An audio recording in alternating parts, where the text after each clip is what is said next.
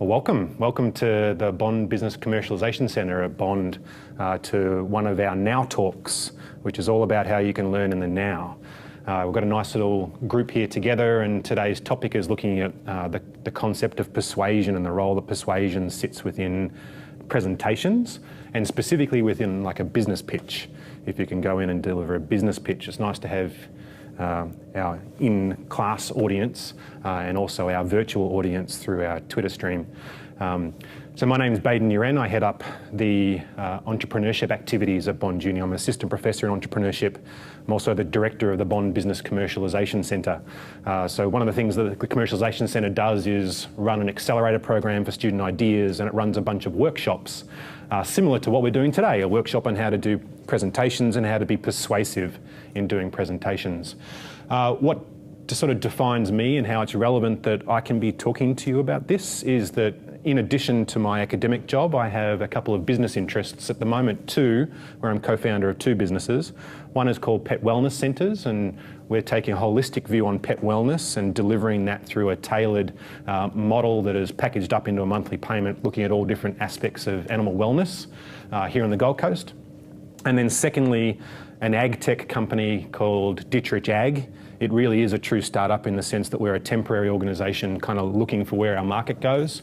And it's in regard to my experience at Dittrich that I'm going to draw upon for this particular session.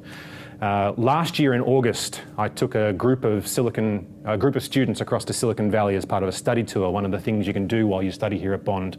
And one of the things we went to like a grassroots pitch event at night on the Wednesday night. It was at this place called Startup House. And when I was registering all of our tickets, you had these different ticket options, and one of them was just be there and watch. And the second one was, if you've got a business idea, why don't you pitch it? So I thought, well, why not? Yeah, I'm there, I've got my little early stage ag tech startup, I'll pitch it while I'm there. And lo and behold, I got myself up. I was up against 5 other Silicon Valley based startups. And at the end of the night, I ended up winning the pitch competition. And you might think, what's that? An academic going to the mecca of innovation and winning a pitch competition? Surely. And what I'd like to share with you is that I had a few little tricks up under my sleeve. There were some things that I was putting into my pitch that was enabling me to be persuasive in a certain environment that may have given me that little bit of an edge. My business idea mightn't have been as good, it might have been, but it was the way in which I pitched it that got the rapport of the judges and led to that success. So let's have a look at what those items might be. There's a couple of different ways to persuade. One is by force. You can actually force somebody to do something. Now, if your interest is an ongoing relationship with that person, that's probably not the great idea, yeah? Tie them down and force them to say something, no. If you're in the business of trying to have an ongoing relationship, building an ongoing engagement with a customer or with a friend or with a co-worker, there are other techniques that can be used. So let's have a look at what some progressive companies are doing these days. You may have seen one of these adverts at the moment, a fairly well-known hair replacement company. I almost said technology company, they may well be. I don't know, it's what I'm getting across from their adverts.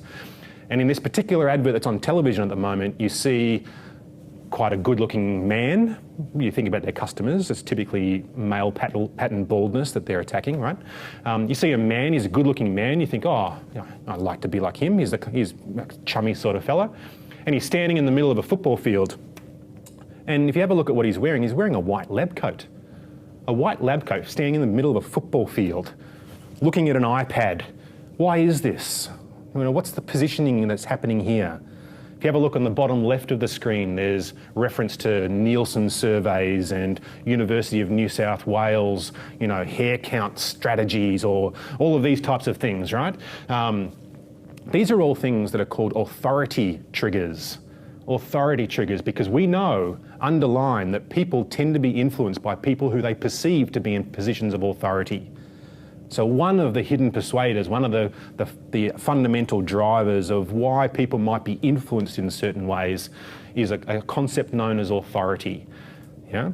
So we can look in different ways in which you can put that in place, authority being one of them.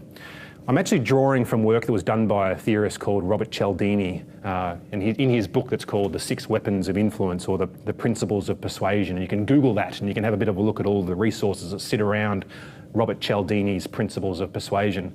And in reality, when you have a look at it, the fundamental drivers of influence within Cialdini's framework that sits, authority is one of them, but the very front is one that's often seen in our day-to-day activities. It's called reciprocity.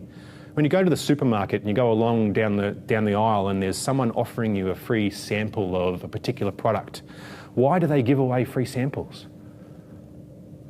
To engage you. To engage, right? And also we know that if we give you something, you're much more likely to give back to us. It's the concept of reciprocity. You see it in all kinds of things. Here's a free sample. Here's a free consultation. The hair replacement technology subject company, they offer free call now for a free consultation, yeah? There's that reciprocity concept putting in place. Oh, they're giving me something. I'm much more likely to give something in return. That's the concept of reciprocity. I'll take a moment just now to reaffirm, if you've got a question and you'd like to pose a question, I'm more than happy to answer any of those. We've got one coming in. In regards to pitching an idea, how would reciprocity come into play with that? Yeah, thank you. So the question is, if I'm in a pitch and I'm pitching an idea, how does the concept of reciprocity come in order to be able to influence? You can actually be complementary to the other teams that are in place. Oh, well done, great job, be supportive, yeah? Showing that you are contributing to the success of others, and then they'll be like, oh, I'll be more likely to be supportive and successful, you know, to you as yourself, yeah? So for a pitch, it would be more of an emotional, like give and take. Yeah, give and take. And if you think about it, underlying any business transaction is an exchange of value. An exchange of value sits underneath any business transaction. So if you're in a business pitch and you're pitching for business, you're wanting to show how you can add value. And there's the reciprocity. Here's what I'm providing to you. Okay, I'll buy from you. Yeah? Here's what I'm providing to you. Oh, I'm more likely to buy from you. Matter of fact, I've just mocked this one up. Have a go at this. What do you think? You know, free trial for the first instance. All right, now you come on and we'll clip the ticket. So you can use it that way in business environments. That's the concept of reciprocity. If we move on to the next one, we've got the concept of authority. In my mind, the greatest explanation of this is the Milgram experiments that happened post-World War II, was looking into war crimes and whether there was a valid excuse of the fact that my superior told me to do these things and therefore I should be excused from these war crimes. And you can Google Stanley Milgram and the Milgram experiment that happened out of Yale University. And the results were astonishing. Where people felt like they were being instructed by a personal authority, they were willing to go and in fact put other people in danger through electric shocks, through these particular experiments that were done, simply because they were being told to do so by someone who thought they were in a position of authority. It's a really big influencer and we see it come through a lot. So that's all the concept of authority. The next one we'll go to is called social proof. In the example before with the hair replacement technology company, one of the lines says, the number of people that we have actually helped would fill this stadium 5 times over. 500,000 people have benefited from this. Their surveys say 98% of our customers regrow new hair. Yeah, that's all about, well, everyone else is doing it. I'll get in on that. Yeah, someone else is there. All right, I'll be there as well. We tend to be a little bit risk averse at times as individuals. If we can see that someone else has taken the plunge and it's worked for them, we'll be much more likely to do it as well. So again, sitting underneath, we've got the concept of reciprocity, we've got authority, we've got social proof. Hamish. How could you create social proof for a small business? Because it's easier doing a large business. Yeah, so I'm going to get onto that when I take this back to my pitch that I did over in Silicon Valley. One of the ways we proved social proof was the fact that we had customers using our product. So Guy Kawasaki is a well-known, he was the chief evangelist for Apple for a long period of time. He's actually now the chief evangelist for an Australian technology company called Canva, a really progressive, watch out this space for Canva. And one of his big statements is, are the dogs already eating the food? Are the dogs already eating the food? If that's the case, that's the social proof. customers are already using it, you prove your value proposition, there you go. So in any business pitch, one of the things you like to show is traction, engagement with customers, people actually paying you money. One of our mentors that we have that comes through this commercialisation centre is a bloke by the name of Lee Kelson, and he is famous for saying, you cannot get customer number 2 before you get customer number 1. You know, you must start with your first customer. So if you're in a business pitch and you're pitching your idea, showing that you've got traction with number 1 leads to traction with number 2, leads to traction with number 1,793,000. Yeah, so that's how you can link it in. Thank you for that question. So moving on from social proof, we went authority, reciprocity, social proof. We go to the concept of liking. I like this person. Perhaps some of the women that are watching this presentation might think, you know, when you're in the shopping centre and you're looking at a dress and quite an attractive woman comes by and says, oh, that looks great on you.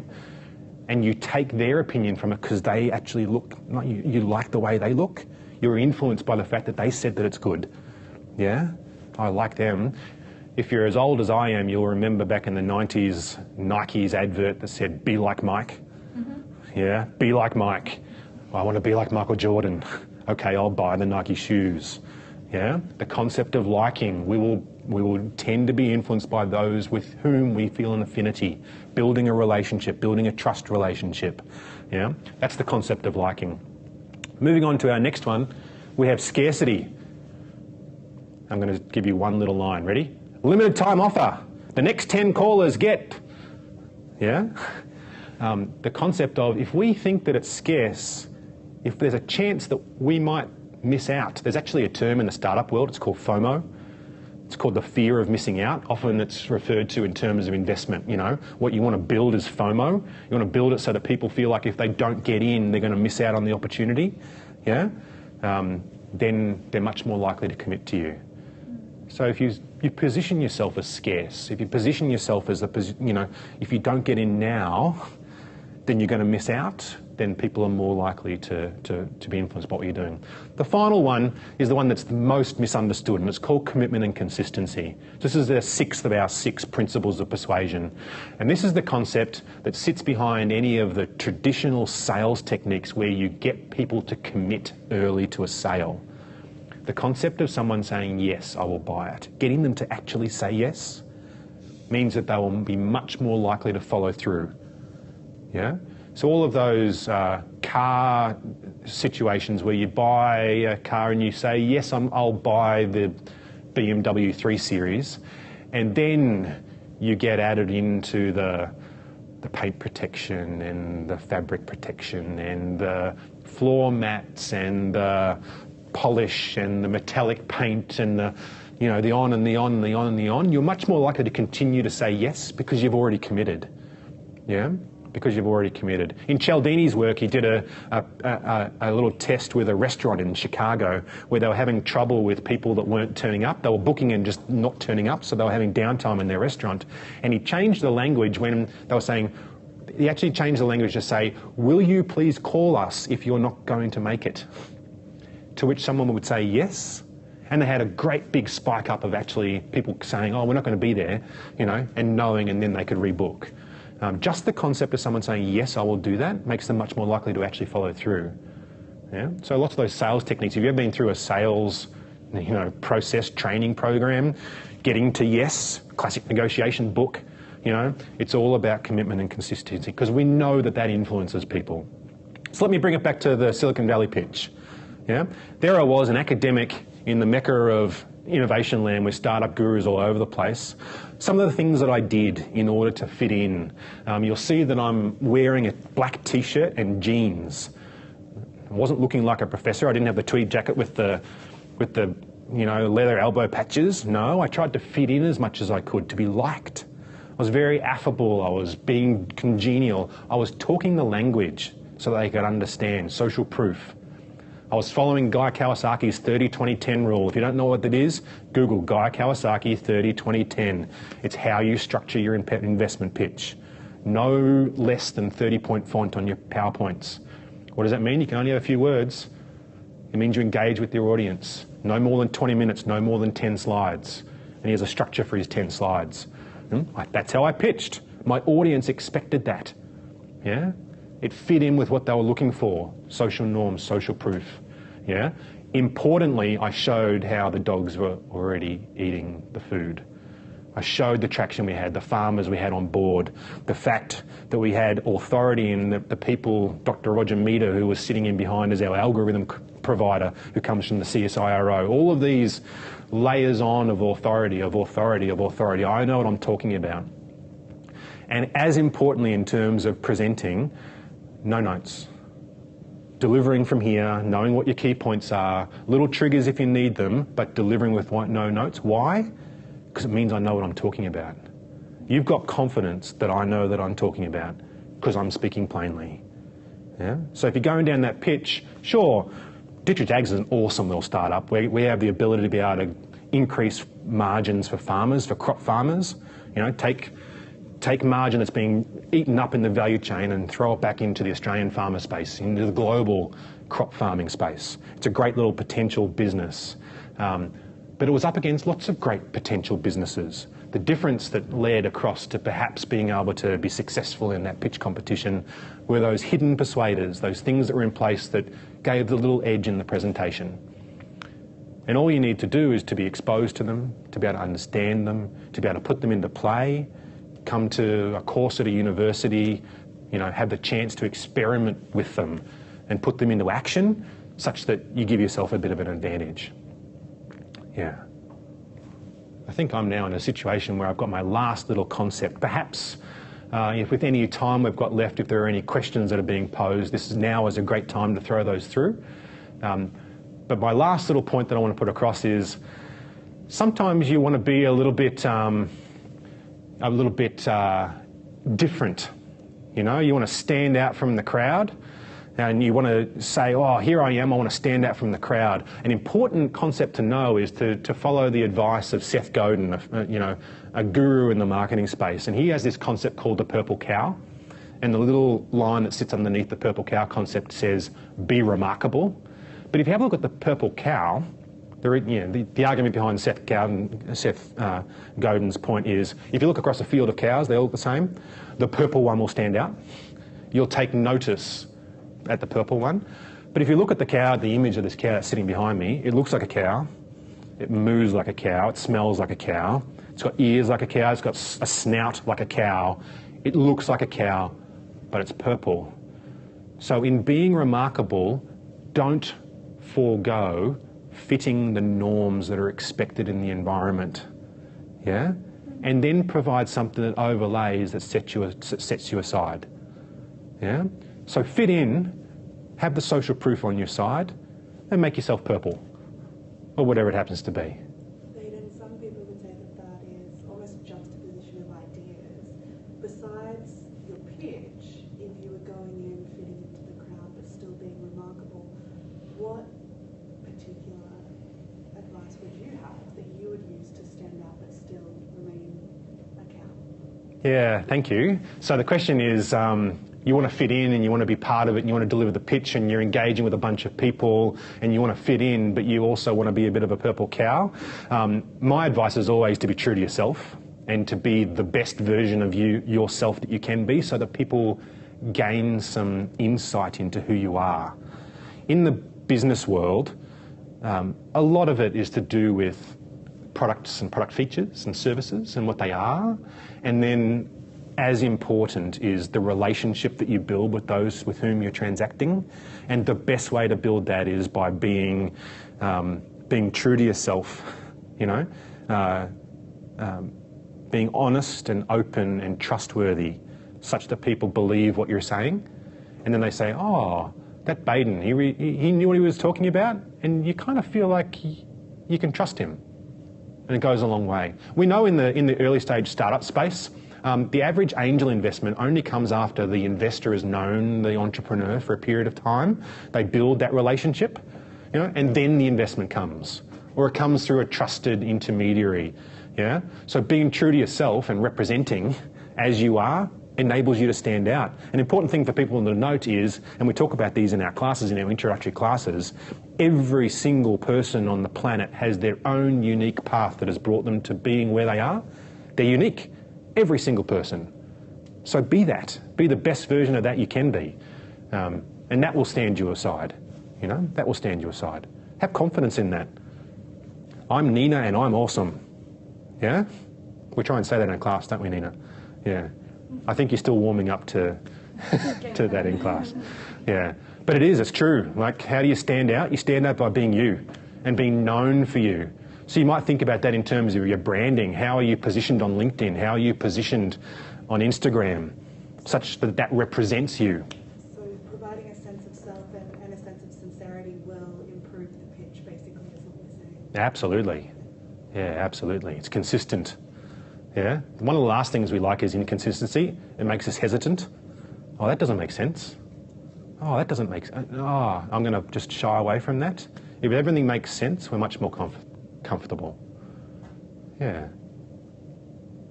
That sort of draws my presentation to a close. That's one of our Now Talks. Our next one is next Thursday at 4 p.m, I believe. So if you're interested in this space and you want to have more engage on social media with Bond University, either through our Twitter or through our Tumblr or through our Instagram or wherever we need to go, yeah, whatever is your preferred social media of choice, we've got a series of these Now Talks happening. It's been a pleasure to have you here. Thank you for listening.